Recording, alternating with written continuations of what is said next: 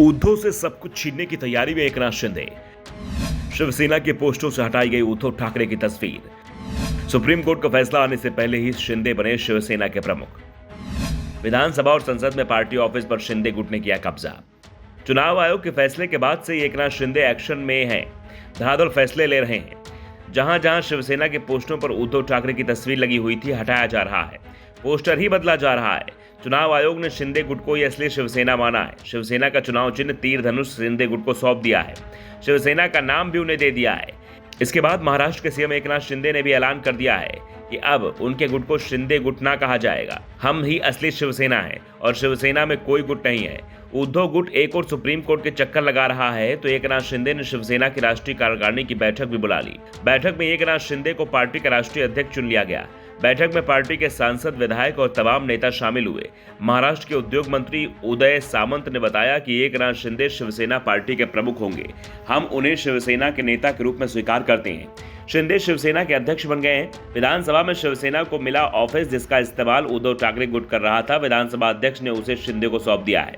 तो संसद में शिवसेना को मिला ऑफिस भी शिंदे गुट के हाथ में आ गया है। यानी हर जगह उद्धव ठाकरे को एकनाथ शिंदे के हाथों हार मिल रही है।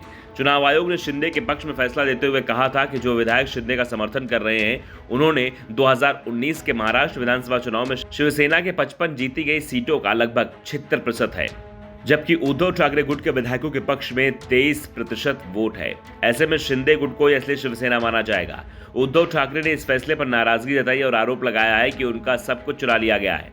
उद्धव ने यहां तक कह दिया है कि चुनाव आयोग को भंग कर देना चाहिए और चुनाव आयुक्तों को लोगों की ओर से चुना जाना चाहिए। चुनाव आयोग को पार्टी फंड पर टिप्पणी करने का कोई अधिकार नहीं है। ये तय नहीं कर सकता है किसे क्या मिलेगा। महाराष्ट्र के पूर्व सीएम ने कहा था कि जिन्होंने पहले चुनाव आयोग से अनुरोध किया था कि निलंबित विधायकों के मामले में सुप्रीम कोर्ट का फैसला आने तक अपना फैसला टाल दिया जाएगा, लेकिन आयोग ने जल्दबाजी में फैसला सुना दिया।